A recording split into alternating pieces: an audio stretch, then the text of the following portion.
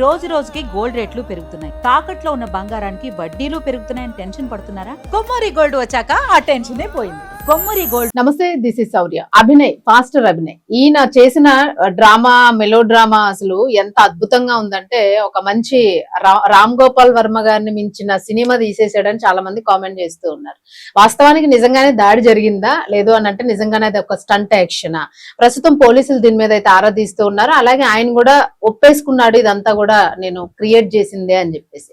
వాస్తవానికి అసలు ఏం జరిగింది మొట్టమొదటి నుంచి ఇప్పుడు పరిస్థితి ఏంటి, ఇదైతే మనం మాట్లాడదాం. మనతో పాటు సోషల్ యాక్టివిస్ట్ కృష్ణకుమారి గారు. నమస్తే మేడం. నమస్తే మేడం.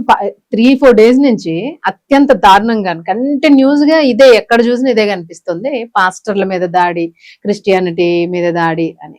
సో వాస్తవానికి అసలు ఏం జరిగింది? మీరైతే అసలు పర్ఫెక్ట్ డెఫినేషన్ దొరికింది. సింపుల్ గా చెప్పాలంటే, వాడు తీసుకున్న గోతులు వాడే పడ్డాడు అంతే. ఏమాత్రం ప్రజల దగ్గర నుంచి, సమాజం నుంచి సానుభూతి లేకపోగా పోలీసుల చేతిలో చిక్కాడు. ఇప్పుడు అయ్యో పాపం పసివాడు అన్నట్లుంది పరిస్థితి. ఇక వివరాల్లోకి వెళ్తే, ఎప్పుడు కూడా ఒక 4-5 మతాలు ఉన్నప్పుడు సమాజంలో ఎంతో కొంత ఒక ఘర్షణ వాతావరణం ఉంటుంది. అందుకని చాలా మంది ఏం చేస్తారు అంటే, మత సామరస్యానికి ప్రయత్నం చేస్తూ ఉంటారు. అన్ని మతాల మధ్యలో ఒక సంయమనం కోసం చూస్తూ ఉంటారు. ఇప్పుడు ఒక్కొక్కసారి ఒక్కొక్క మతం అగ్రెసివ్ గా వెళ్తూ ఉంటది. అప్పుడు వచ్చి మాట్లాడుతూ ఉంటారు, ఇది కరెక్ట్ కాదు, మనం అందరం కలిసిమెలిసి ఉండాలి, మనది సెక్యులర్ కంట్రీ, ఇలా మాట్లాడుతూ ఉంటారు. అనుకోకుండా రావడం వేరు, కొన్ని కావాలని చేసే రావటం వేరు. కానీ ఇలాంటి కల్పితాలు, ఇప్పుడు ఇది గనక పోలీసులు వెంటనే కనిపెట్టకపోయి ఉంటే, దీన్ని బ్లాస్ట్ చేయకపోతే, ఒక వారం రోజుల తర్వాత చేస్తే కూడా ఈ వారంలో ఏం జరిగేది ఎవరన్నా ఊహించగలరా? అవును. అసలే గోదావరి జిల్లాల్లో ఈ మధ్య రఘురామకృష్ణరాజు గారు చేసిన ఫీట్లు అనండి, స్టంట్ అనండి, ఏదన్నా కానివ్వండి, ఎంతో కొంత అక్కడ ఒక ఉద్రిక్త వాతావరణం నెలకొంది. అది ఇంకా పూర్తిగా సెట్ కాల.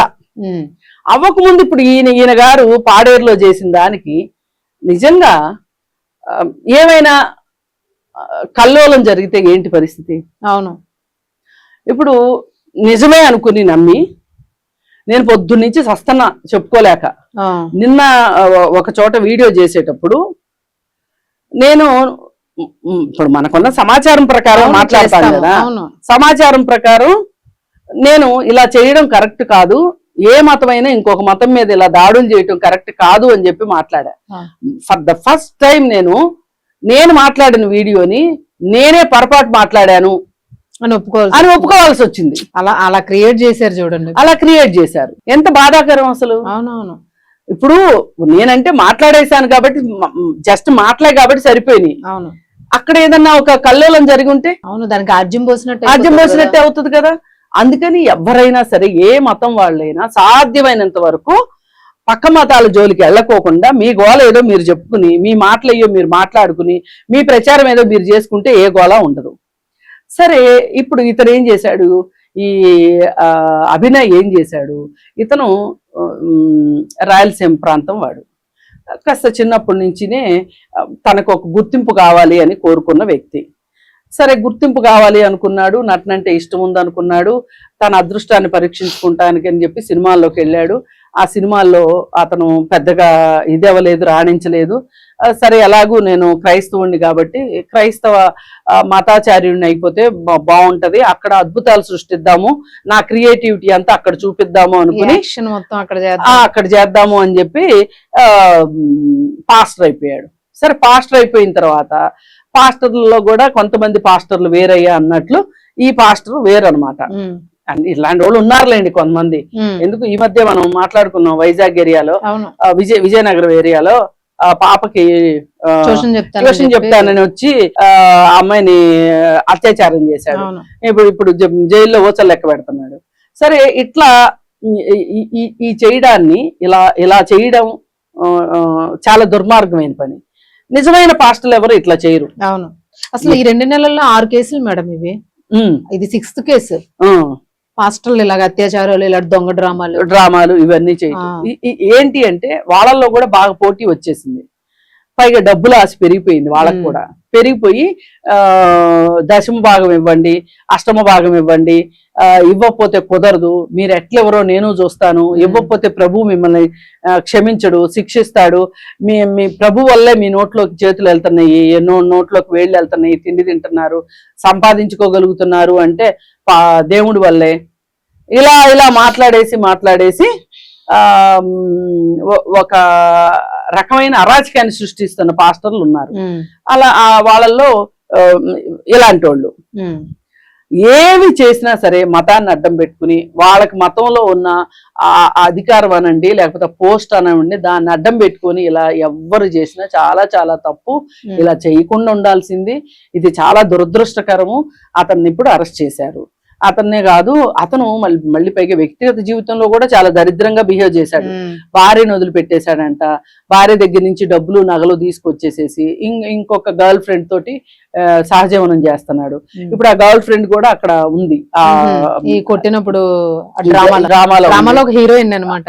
ఆమె కూడా ఉంది. ఇప్పుడు ఆమెను కూడా పోలీసులు అరెస్ట్ చేయాలని చెప్పి చూస్తున్నారు. ఆమె పాత్ర ఏంటి అనేది కూడా విశ్లేషిస్తున్నారు. వీడు కొంతమందిని ఫ్రెండ్స్ ని గ్యాదర్ చేసుకొని ఫోనుల్లో మాట్లాడుకుని ఎట్లా చేయాలి, ఏం చేయాలి, వర్షం వస్తే మరీ మంచిది, ఆ వర్షం వచ్చినప్పుడు ఎవరో రాకుండా ఉంటారు అని చెప్పి మాట్లాడుకోవటం. మొత్తం కథ, స్క్రీన్ ప్లే, డైరెక్షన్, మొత్తం బయటకు వచ్చేసినాయి. ఇక మాటలో పాటలే తక్కువయ్యాయి అనమాట. సరే, ఏది ఏమైనప్పటికీ ప్రస్తుతం కొంతమంది క్రిస్టియన్ మతాన్ని అన్ని మత ప్రచారం చేస్తున్నారను, మత మార్పిళ్లు చేస్తున్నారను, వాళ్ళపైన దాడి చేసేవాళ్ళు కొంతమంది ఉన్నమాట అయితే వాస్తవం. ఇప్పుడు ఇలాంటి ఫేక్ అని తేలితే గనక అవి కూడా ఫేకే అంటారు. అవును, అంతే. ఒరిజినల్ ఉన్నదాన్ని ఇప్పుడు వీళ్ళందరూ ఫేక్ అనే అంటారు. అసలు నువ్వు ఏం చేద్దాం అనుకుని ఏం చేసావు? అయ్యవారం చేయబోతే కోతి అయింది అంటారే, అట్లా అయ్యింది కేసు. అట్లా అయ్యింది. ఏది ఏమైనా ఇతన్ని మట్టుకు సరియైన సెక్షన్స్ తోటి శిక్షించాలి ఖచ్చితంగా. పైగా చంపేద్దాం అనుకుంటున్నారు, సేమ్ పాత కేసు లాగే అని ప్రవీణ్ పగడాల తీసుకొచ్చి. అంటే ఇప్పుడు అతను ఒక ఆర్టిఫిషియల్ ఇంపార్టెన్స్ ని, ఆర్టిఫిషియల్ గ్రోత్ ని ఇన్స్టెంట్ గా తెచ్చుకుందాం అని చెప్పి చూశాడు. తనకు ఒక ప్రాముఖ్యాన్ని తీసుకొచ్చుకుందాం, తాను ఒక ప్రముఖుడిని అయిపోదాం అన్నది. ఇతను బాగోతాలు ఇది కూడా కాదు. ఇప్పుడు పొలిటికల్ పార్టీ కూడా పెట్టాడు, భరోసా అనే పొలిటికల్ పార్టీ.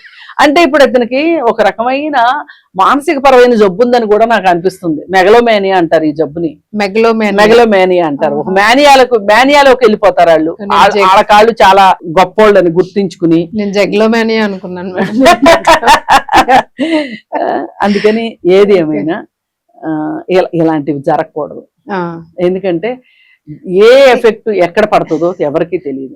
మీరు అన్నది కరెక్టే మేడం. ఇప్పుడు ఆ ఇష్యూ నిజం అనుకుని చాలా మంది అసలు మతపరమైన కల్లోలాలు అంటూ బీజేపీ ఎక్కడెక్కడికి ఏవేవో తీసుకొచ్చేసారు. దీని వెనక మొత్తం ఎవరున్నారు, కుట్ర ఉంది ఏంటి, చాలా పెద్ద ఇష్యూ చేయాలని ట్రై చేశారు. ఇప్పుడు మీలాంటి అనలిస్టులు మరి నిజం అనుకుని 2 రోజులు దాన్ని మనకు వచ్చిన సమాచారం మేరకు మాట్లాడుతూ ఉంటాం. సో ఈ రోజు ఎంత బయట చాలా ప్రమాదం తప్పింది seriously. Thank you madam. Thank you.